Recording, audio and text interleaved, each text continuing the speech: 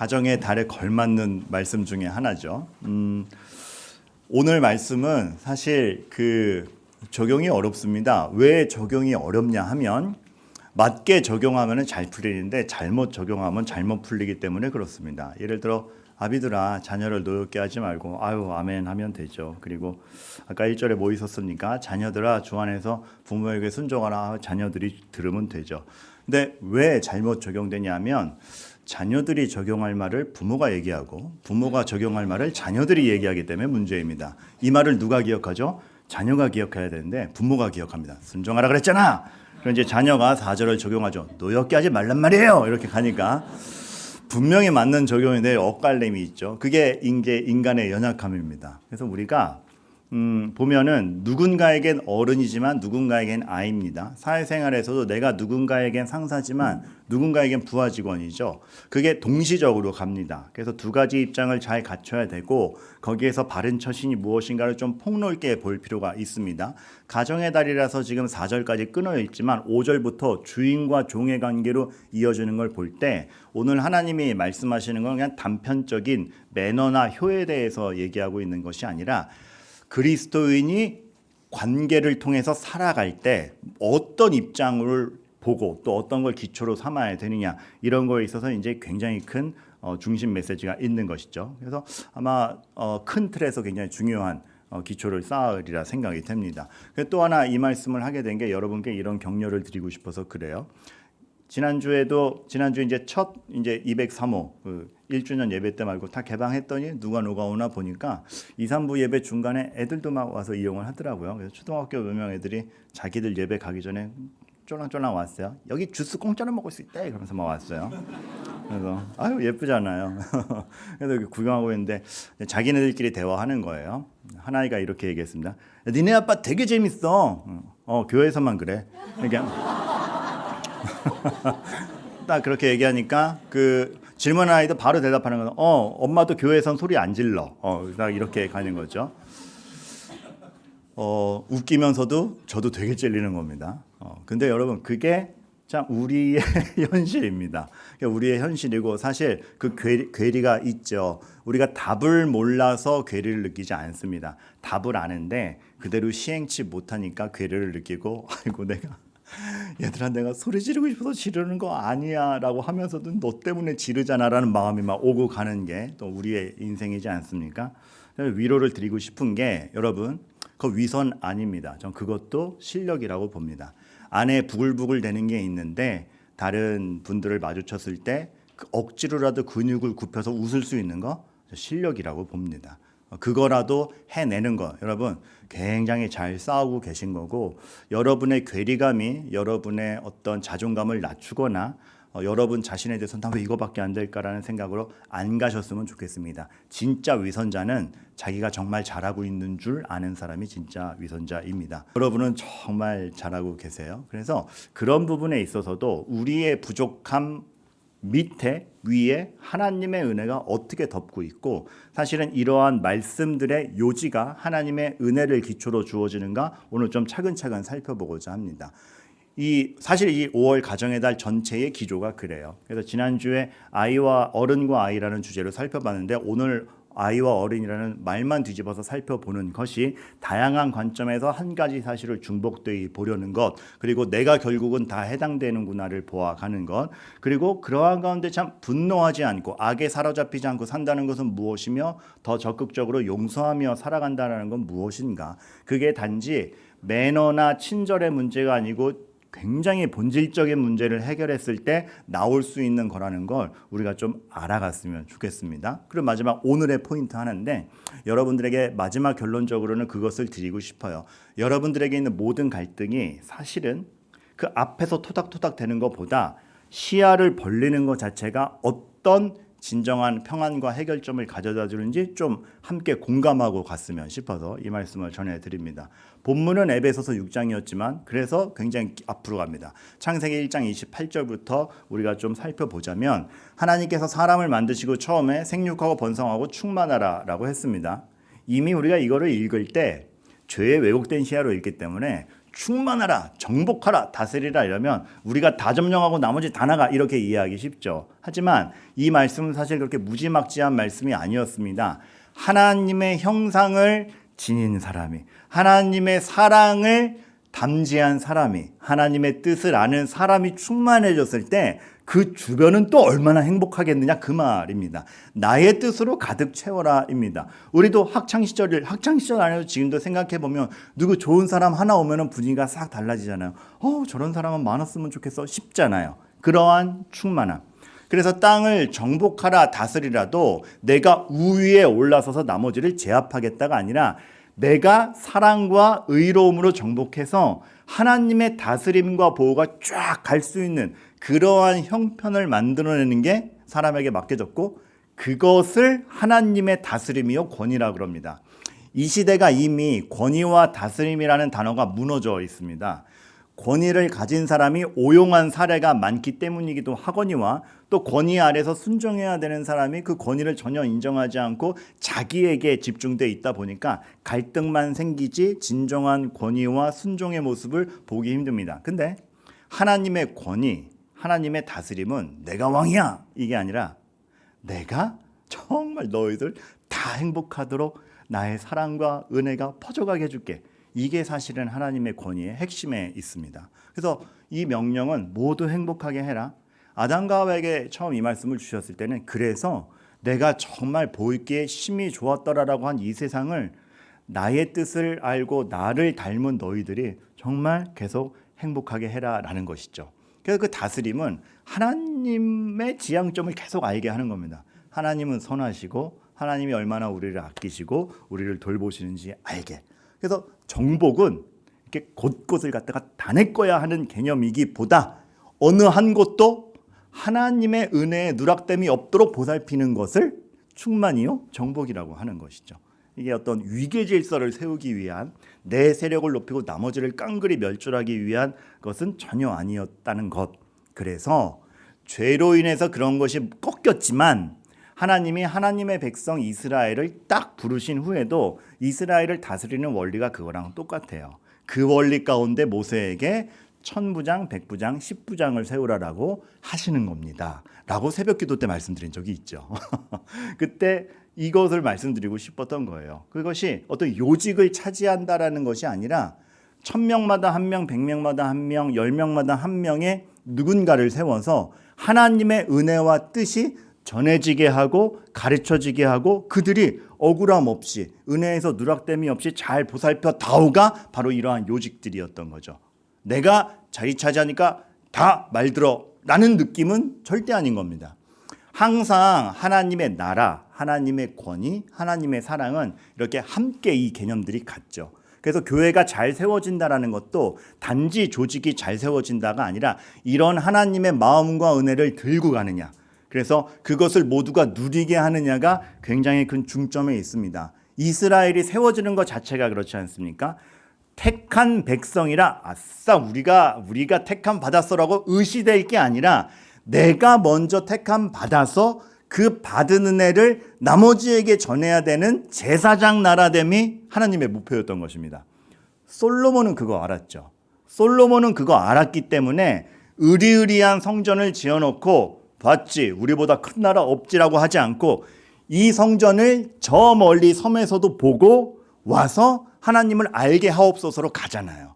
그러니까 이 제사장 나라됨 그리고 하나님의 은혜가 퍼져가기를 바라는 마음, 나 잘났어가 아니라 나 이 정도야가 아니라 내가 가진 것으로 하나님을 전하고자 하는 그 마음이 있었던 것이죠. 그래서 교회가 잘 세워진다 함은 아까도 얘기 드렸지만 직분자가 세워진다는 것도 이런 겁니다.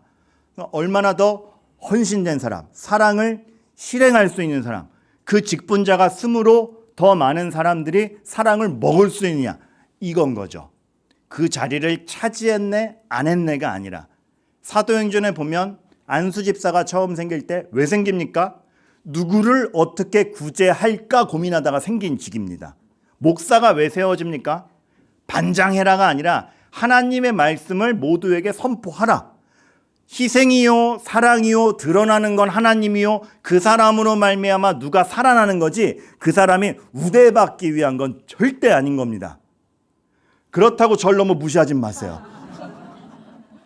그렇게 가는 겁니다. 우리는 함께 은혜 안에 있음을 알 때 서로 겸손하고 서로 남을 나보다 낮게 여기고 누구를 어떻게 살릴까에 대한 고민들이 있는 것이죠. 이것들이 우리의 기초를 이룹니다. 가만 보면 출애굽 상황에서도 똑같은 원리가 적용되죠. 우리가 봐야 될 거는 출애굽에서 얼마나 더 나은 상황을 누리게 되었느냐가 아닙니다. 언제가 말씀드렸는데 학생이 이렇게 질문했다 그랬죠. 애굽에서 탈출해서 나왔는데 십계명 설교할 때예요. 십계명 설교 딱 하고 있는데 하나님이 명령을 내리셨다. 그 말씀 듣자마자 애 하나가 딱 질문하는 게 애굽에서는 바로의 지배를 받고 나왔지만 하나님 지배를 받고 이스라엘 백성이 피지배층인 거는 변함이 없네요. 질문을 한 거예요. 거기에 대해서 제가 뭐라고 대답할게요? 조용히 해.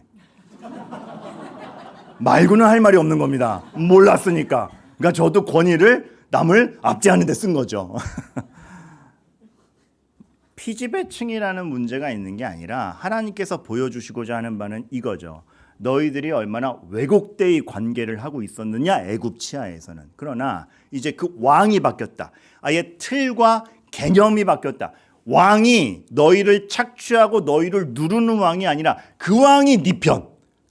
그 왕이 내 편이야? 그 크신 하나님이 내 편이야? 하나님께서 선언하시죠. 내가 너희들의 남편이 되어서 홍해바다를 가르고 나왔다. 그 왕이 내 가족, 그 왕이 내 아버지라 선언하시면서 이끌고 나온 것, 그것이 출애굽의 가장 중요한 포인트 중에 하나입니다. 더 좋은 환경의 싸움이 아니라 누구 밑으로 들어갔는가. 근데 이것도 표현이 잘못된 거죠. 밑으로 들어간 게 아니라 밑에서 압제받으며 살던 우리들을 자유케 하여서 한 가족됨. 누가? 전능하신 하나님이. 그리고 그 왕이 날 위해 싸우죠. 날 다시 죄로 가지 않게 하죠. 그 왕이 신약에 가면 왕 대신 예수 그리스도가 날 위해 죽죠. 이것이 하나님의 권위요 질서여 다스림이요 사랑입니다. 우리가 내가 이해하고 있는 권위는 진짜 권위가 아니고 권위주의인 것을 우리가 보게 됩니다. 내가 뭐만 하나 앞서는 게 있으면 남들 우위에 올라가라고 하는 것이 얼마나 사랑 없는 마음인지 알게 됩니다. 내가 누군가 가르치고자 할 때에 정말 그 사람을 위해서 가르치는 것이 아니라 지적만 해대는 사랑 없이 했다는 것을 알게 됩니다. 그러나 하나님께서는 사랑과 은혜를 두고 죄로부터 우리를 뽑아내며 진정 우리를 위해 이 모든 일을 하셨던 것이죠. 그러니 그 왕이 날 위해 십계명을 주셨다 할 때 이 십계명은 규칙과 규율과 나를 가둬두는 게 아니고 사랑의 편지임을 다시 한번 보게 됩니다. 교회에서도 그것 때문에 부담되셔서 등록 못 하시는 분의 상담 전화가 종종 있습니다. 목사님, 교회 가면 뭐 하지 말라, 뭐 하지 말라, 뭐 하지 말라, 못 가겠습니다. 그분들이 오해하시는 지점이 이건 것 같아요. 규칙만 보고 규칙을 내리신 하나님을 못 보기 때문에 제가 그런 분들께 어떻게든 보여드리려는 건 하나님이 누구신지를 보이려는 거에서 정답을 찾게 하려는 거죠. 그래서 십계명도 거짓 증거하지 말라, 도둑질하지 말라, 뭐 하지 말라, 말라가 아니라 그만큼 하나님의 백성으로서 은혜를 받아 살아 누리는 삶은 다르다라는 걸 보여주시려는 거죠. 이 십계명을 통하여서 하나님의 은혜에서 누락됨이 없게 하라. 다시 죄로 가지 아니하고 은혜 받아 사는 삶을 누리게 하라가 경계점을 찍어주는 겁니다. 그리고 사실은 원래 모습에 대한 기대치가 있는 거죠. 너는 남의 거를 도둑질해서 먹고 살도록 만들어진 것이 아니다. 어느 순간에서도 하나님이 보호하며 오히려 정직했을 때 하나님이 활로를 주며 남에게 피해를 주며 살아가기는커녕 남을 살리면서 살아가도록 위대하게 지어진 것이 너다. 도둑질하지 말라입니다. 살인하지 말라. 남을 죽여 빼앗아야 네 인생이 성립되는 것이 아니라 왼뺨을 맞아줘도 높아질 수 있는 삶을 영위할 수 있는 게 너의 삶이다. 살인하지 말라가 되는 것이죠. 사실은 그 십계명에는 이러한 하나님이 너희가 죄 없던 시절 나의 형상을 닮아 창조된 것이 얼마나 멋있는 모습이었는지 아니 그거에 대한 기대치요 정리입니다. 그러니까 뭘 하지 말라가 마음대로 못하게 해 이런 느낌이기보다 나는 너에게 정말 기대치가 있고 너에게 진짜 은혜와 복의 삶이 무엇인지 알려주고 싶기 때문에 죄의 영향을 받는 채로 내버려 두지 않겠다가 이 십계명에서 하지 말라이고, 교회에서도 어떤 규칙이 성립됐을 때 규칙을 위한 규칙이 아니라 이러한 사랑과 기대를 머금고 여러분에게 은혜가 가길 위하는 마음으로 드린다는 걸 알아주시기를 바랍니다. 그런 가운데 우리들에게 순종하라가 있어도 힘든 거예요. 강압적일 수 없죠. 비인격적일 수 없죠. 내가 신경질 낼 때 왜 안 그래? 라고 소리 지를 수 없는 것이죠. 이 순종하라라는 것이 얼마나 위대한 표현이며 하나님의 큰 그림 안에 있는 것인지 원래 모습에 대한 기대치가 있는 거예요. 서로를 얼마나 애정하며 죄로 가지 않게 하고 싶고 진정한 성장을 보며 자기 중심이 아니라 남의 잘됨을 이렇게 보고 그것을 제시하는 자에게 제가 다 맞지 않지요라고 순종할 수 있는 그 그림. 현실에서는 좀 거리가 멉니다. 하지만 하나님께서 우리에게 요구하시는 바, 또 가정뿐만이 아니라 모든 관계에서 어떤 권고하고 받아들이는 그 요소들이 이렇게 큰 것이 있는 것이죠. 근데 이러한 적극적인 하나님의 방향성을 못 볼 때 우리는 또 내 마음대로 생각하거나 되게 옹졸하게 신앙생활을 할 수가 있습니다. 그래서 이런 하나님이 얼마나 우리를 거룩한 자리까지 이끌 것인가를 못 보고 규칙만 담지하면은 질문이 이렇게 오죠. 알겠는데 어디까지는 해도 돼요? 이렇게 항상 경계선을 찍습니다. 신앙생활 상담을 하시는 것들을 보면 어디까지 해도 돼요를 물으시는 분들이 굉장히 많습니다.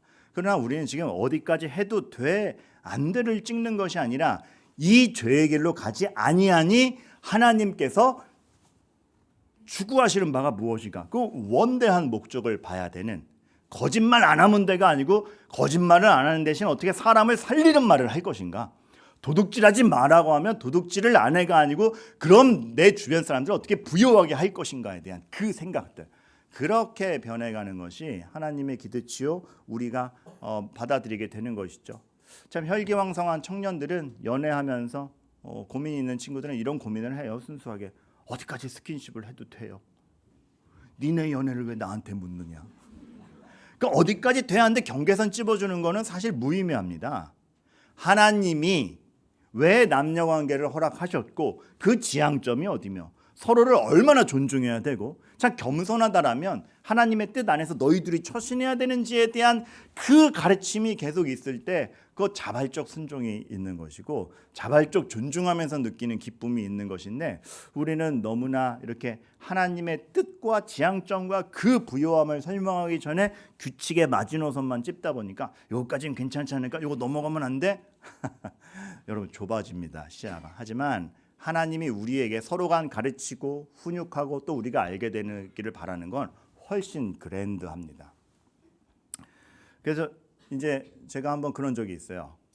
출판사에서 목사님과 한번 작업하고 싶습니다. 그래서 목사님이 좀 잘 적어주실 수 있는 책 내용에 어떤 기획안을 한번 만들어서 저에게 보내주십시오. 그래서 제가 요런 것들을 말하고 싶어가지고 한번 딱 기획안해가지고 보냈어요.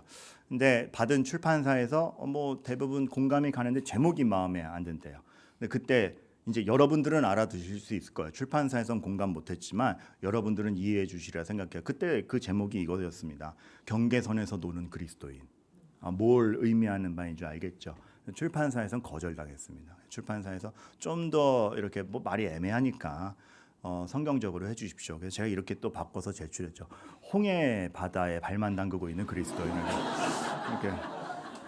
여러분은 뭔지 아시겠죠? 근데 결국 이해하지 못한 출판사는 없던 일로 됐습니다. 저는 책이 나오지 않습니다. 네.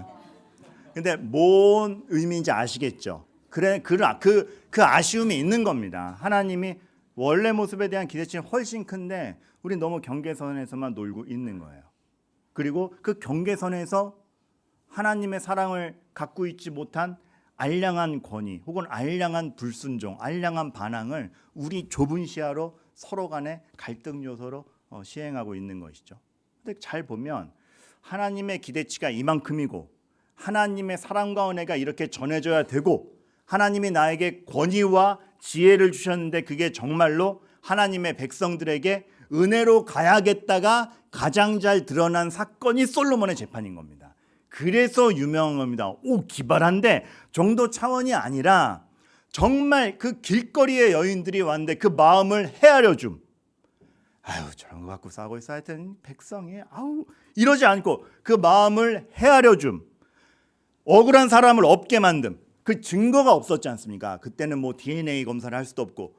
근데 증거가 없는데 본질을 알고 어미됨이 뭔지 알고 생명이 뭔지를 아니까 딱 그 본질에 맞춘 판결로 정확한 판결을 해내지 않습니까? 그래서 그거를 통하여서 마음을 헤아려주며 은혜에 미치게 하며 억울한 사람이 없게 하며 진실이 무엇인지 밝혀내고 그 중앙에는 하나님의 사랑과 생명의 본질과 부모됨의 마음에 대한 이해가 있었죠. 다 본질적인 겁니다. 그거를 솔로몬이 본인의 절대 권위에서 겸손히 보여준 겁니다. 내가 이만큼 지혜 있고 똑똑해가 아니라 하나님의 은혜를 내보이는 것을 보여준, 그래서 솔로몬의 재판인 거죠. 달래 그게 있는 것이 아닙니다. 선악을 분별하기 위해 권위를 쓰는구나에 대한 너무나 좋은 예시였던 거죠. 그러니까 우리는 뭔가 내가 누구나 조금의 권위는 가지고 있습니다. 자기 입장에서 누군가에게 내가 잘 찾아보세요. 내가 아무리 되게 비굴한 자리에 있는 것 같아도 내가 막대하는 사람 한 명은 있어요. 그 사람에겐 내가 권위를 부리는 거예요. 그렇지 않습니까? 그게 느껴지는 거예요. 그래서 우리가 그러할 때 정말 그거를 어떤 마음으로 쓰느냐, 거기서부터 출발해야 됩니다. 내 위치 계급이 문제가 아니고 그 하나님의 은혜를 알고 가는 사람이냐가 우리의 삶을 바꿔 놓는 것이죠. 그래서 아비들아 노엽게 하지 말라 자녀들이 나오는 거죠. 너에게 네 자식 같지, 네가 자녀보다 우위에 있는 것 같지 맘대로 할 수 없다. 맘대로 되지도 않거니와 노엽게 하지 말고 그 아이의 마음이 선한 길로 가게 하라. 그래서 내 생각이 아니고 주의 교훈으로 양육하라가 되는 겁니다. 이것은 단순히 우쭈쭈가 아닙니다. 단순히 우쭈쭈가 아니라 노엽게 하지 않는다라는 것은 더 옳은 것이 무엇인지를 알게 하여서 그 아이에게 납득할 수 있도록 환경을 만들어주는 굉장히 큰 노력들을 얘기하는 거죠. 근데 우리는 굉장히 쉽게 자녀들 노엽게 합니다. 수시로, 혹은 자녀들 아니라도 나와 관계한 사람들에서 수시로 우리는 누군가를 노엽게 합니다. 예를 들어 드릴게요. 이해를 위한 아주 쉬운 예예요. 어른들끼리 노는데 애들 데려가서 애들끼리 놀 거 아닙니까? 언제 갑니까? 어른들이 볼일 끝나면 갑니다. 그럼 이제 어른들이 자기들 볼일 끝날 때 이렇게 얘기하죠. 얘들아 가자, 짐 챙겨. 애들은 준비가 되지 않았습니다. 노엽죠. 아니 우리 더 놀고 싶은데 10분만 더 놀, 짐 싸, 지금 가야 돼. 노엽게 하는 겁니다. 그거를 좀만 더 헤아렸다라면 사실 30분 뒤에 갈게, 충분히 놀고 30분 뒤에 가자라는 말이라도 할 수 있잖아요. 그 작은 매너가 노엽게 하지 않으려는 부모의 아량일 수 있다는 겁니다. 근데 우린 그런 노력 잘 안 합니다. 하더라도 냉정하게 하죠. 10분 뒤에 갈 거야. 아이에게 준비할 시간을 주는가? 그 상대방의 입장을 헤아리는가? 단지 가정에서뿐만 아니라 모든 관계에서 우리는 되게 상대방을 노엽게 합니다. 얼마나 상대방을 모르는가, 헤아려주지 않는가 보여주는 것이죠. 근데 또 하나, 근데 오늘 제가 진짜 말씀드리고 싶은 거는 노엽게 하지 말라가 우리가 먼저 헤아려서 상대방 화나게 하지 맙시다. 이거 너무 중요해요. 근데 진짜 노엽게 하지 않는 방법은 하나님을 보여주는 겁니다. 좁은 시야로 살고 있어서 이게 전부인 줄 알고 이게 뺏기면 끝나서 어쩔 줄 몰라 하고 노여워하는 사람들에게 이만큼 있다를 보여주는 거죠. 하나님이 욥에게 정답을 주실 때, 야, 네가 왜 그 고난 겪었냐면 그게 무슨 의미냐면 그거 설명하지 않으셨어요. 친구들과 논쟁 중에 드디어 하나님이 나타나셨을 때 하나님이 욥에게 한 거는 딱 잘라 얘기하면 자기소개입니다. 네가 천지를 창조할 때 있었니? 나는 천지 창조자다. 내가 모든 것 만들었다. 내가 네 인생을 주관하는 자다. 내가 그 모든 것에 대해서 책임질 수 있는 자다의 광대함을 보여주니까 그것 자체가 욥에게 설명이 됐어요. 그래서 그거를 보자마자 욥이 하는 말이 그 유명한 말. 내가 이제 여태까지는 주를 귀로만 들었는데 눈으로 봅니다. 정답 됐습니다. 이것만 봐서 이거를 잃어버리면 끝장나는 줄 아는 인간에게 영원을 보여줄 때 이게 끝이 아니었구나를 알 때 노여움이 해소되는 거죠. 우리에겐 그게 필요해요. 이제 새로 오신 분들이 많아서 이 얘기를 못 들은 분들을 위해서 설명을 드리는데, 제가 군대 있을 때 제가 1년 반 만에 배치가 됐어. 지금은 1년 8개월이면 제대하지만 저 때만 해도 30개월 막 이렇게 근무했으니까. 근데 제가 배치된 중대가 1년 반개월 만에, 1년 6개월 만에 새로운 쫄병이 간 거예요. 그러니까 저 말고 다 병장인 거예요. 그래서 아무도 일을 하지 않고 저한테 모든 일을 시킬 때였는데, 그 뒤에 있는 백구가 하나 있었어요. 강아지 한 마리가 있었는데 그 강아지에게 밥 주는 것도 물론 저의 역할이었죠. 근데 문제는 뭐냐면 이 강아지가 이 중대에 온 게 저보다 3개월 빨라요. 그래서 저는 일병인데 얘는 상병이래요. 그래서 저한테 강상병님이라고 부르고 경대를 시키는 거예요. 그러면서 밥을 주는데 두 손으로 갖다 주게 하는 겁니다. 그렇게 겪었는데, 참 신기한 게 사람이 환경에 적응하는 게 처음에 진짜 비굴했거든요. 근데 한 달 하니까 강아지에 대한 존경심이 생기는 거예요. 그래서 이 강아지가 밥을 잘 먹고 있느냐에 대한 진심 어린 걱정이 생기는 겁니다. 우리 강상병님 식사하는 게 어떤가. 근데 어느 날 보니까 밥을 줬는데 얼마 안 돼서 바삭하게 마른 겁니다. 퍽퍽하니까 안 먹는 거예요. 그 큰 잼통에다가 밥을 주어주고 있었는데 잼통이 금이 가서 국물 주는 족족 흐르는 겁니다. 그러니까 빨리 말라가지고 못 먹고 있는 거예요. 잼통을 바꿔드려야겠다. 그래서 이게 존댓말이 본능적으로 나오잖아요. 얼마나 훈련됐으면. 잼통을 바꿔줘야 돼요. 그래서 잼통 하나 비는 거 기다렸다가 깨끗이 닦아가지고 막 그 딸기 냄새 배어 있는데 그 딸기 냄새 다 해치우도록 닦은 다음에 새 밥그릇인데 딱 준비해가지고 가는 겁니다. 자, 근데 강아지의 시야는 자기의 생존은 밥그릇에 달려있죠. 여태까지 자기 밥그릇은 이거였죠. 저는 바꿔주려고 하는 건데 이 밥그릇을 채갈라 그러자마자 이 강상병이 어떻게 했겠습니까? 제 손을 물죠. 나중에 보여드릴게요. 그 이빨 자국 여기 아직도 있거든요. 아니, 예수님 얘기할 땐 뭐 예수님이 무리를 걸었다 할 때 오 이런 거 안 하셨잖아요. 왜 이렇게 놀라세요? 그래 딱 이렇게 무는 거예요. 근데 난 바꿔줘야 되잖아요. 그래서 이게를 치면서 반짝이는 새 밥그릇을 딱 놨더니 새 하늘과 새 땅이 열린 거죠. 이걸 줄라 그랬구나 아니까 얌전해지는 거예요. 그겁니다. 하나님은 이렇게 준비하고 계신데 우리는 이것만 보고 신경질을 내는 거예요. 그래서 우리의 모든 노여움과 당황스러움과 갈등은 하나님의 손길을 볼 때 해소되는 거 굉장히 많습니다. 굉장히 유명한 짤인데, 굉장히 유명한 동영상이라서 그런데, 이 아이 물에 빠져 죽을 것만 같은 이 아이가 막 살려달라고 애원을 하죠. 그런데 이 아이를 세워놓고 보니까 물이 깊지가 않은 거예요. 이거죠. 우리는 내가 붙든 것만 붙들고 쓸려 내려가는 줄 알아요. 하나님은 서보라고 하는데 우리 마음 똑같지 않아요? 지금 여기서 어떻게 서요? 그죠? 말도 안 되는 소리 하지 마세요. 서봤는데 아닌 거잖아. 이렇게 보고 있는 걸 넓혀주는 거예요. 여러분, 자녀를 노엽게 하지 말고는 하나님 앞에 하나님의 역사를 볼 수 있는 시야로 만들어줘라라는 의미까지 들어가 있는 겁니다. 그래서 주의 교훈과 훈계로 해요. 현명한 부모는 단순히 이렇게 임기응변 잘하는 게 아니라 그 아이가 인생에 걸쳐서 노여운 인생과 의심의 인생을 살지 않도록 하나님의 시각을 이 아이에게 갖다 주고 보여주는 것, 그리고 하나님의 권위가 강압적인 게 아니며 너를 위한 것이며 너를 살리고 있다를 알려주는 것, 그겁니다. 그래서 내 생각이 아니라 주의 교훈과 훈계로 양육하라까지 오는 거죠. 근데 우리는 교훈과 훈계는 하는데 주의 교훈과 훈계로 하지 않습니다. 내 확신 가운데 하죠. 그러다 보니까 내 확신 가운데 하니까 우리도 이런 확신 가운데 이러고 있는 자녀를 하니까 두 명의 시야가 겹치질 않으니까 늘 갈등이 있는 거죠.